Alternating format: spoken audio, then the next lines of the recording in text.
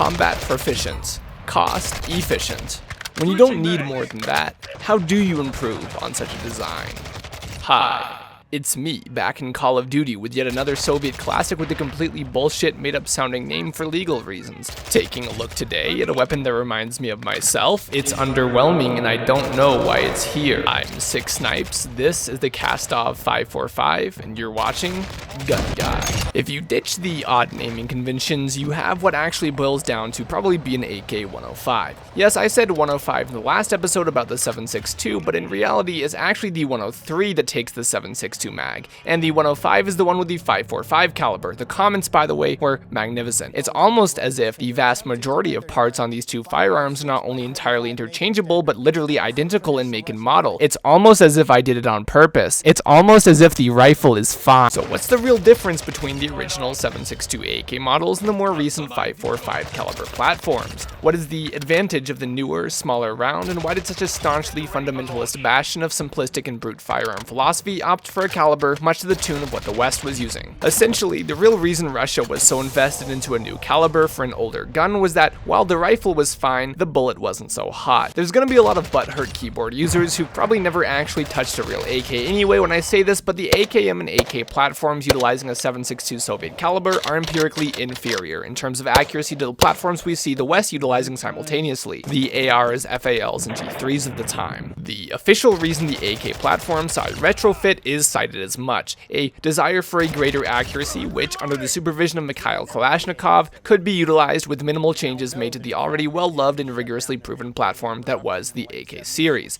The official reason, not necessarily equating to the actual reason, because in reality, the AK is also nowhere near as inaccurate as games, movies, and 2A Facebook groups would have you believe. The official reason the AK Type 2 or AK-49 milled design was developed before this was cutting-edge stamping technology required to produce the 47 was needed in other industries more immediately, not because in reality, after years of trying, the process had not been refined to the point where the firearm could be made to any reliable standard with the stamping technology. Point being, it's not always easy deciphering the actual reasoning behind the creation of technology by Second World empires in the process of collapse, and even the Wikipedia article does not have any real sources on much of its claims. With the collapse of the Soviet Union near adjacent in timeline to the firearm, the reasoning of the choices made may be lost to time, much like its chance to be manufactured on a scale akin to its predecessor, and we may never fully get a straight answer as to what exactly it was about the 5.45 caliber they had developed that was so alluring. As a rimless, bottlenecked intermediate skilled cartridge, it would offer a higher velocity and better shot performance with lower drag, ergo better accuracy without the 7.62's tendency to fishtail and bank at greater ranges. It's also worth noting the round on screen is actually a 5.56 NATO.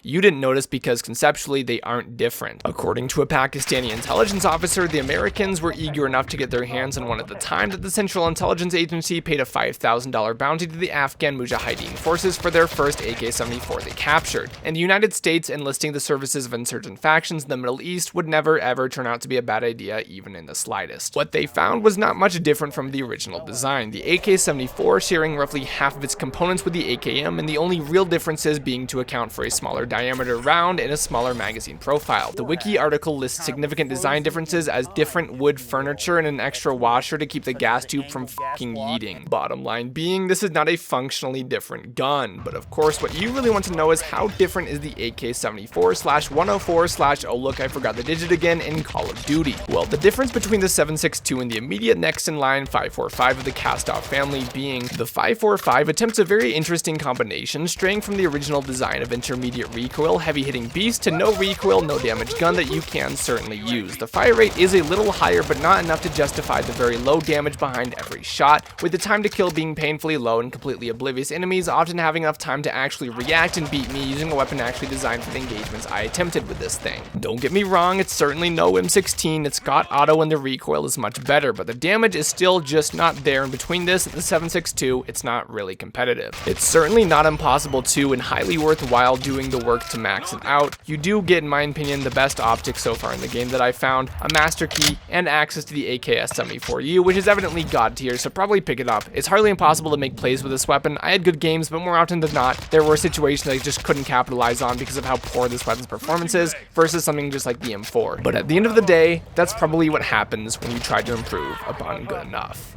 Functional, equivalent, incapable of reconciling with the expectations that come with a name like AK. If you like the content, be sure to like the content and use the AKM instead. Until then, or until the next video, I'm Six Snipes, and I'll see you out there in Modern Warfare. Relax and take notes while I take toast of the marijuana smoke. Throw you in the choke, gun smoke. Biggie smoke for mayor, the rock slayer, the hooker layer. Motherfucker, say your prayers.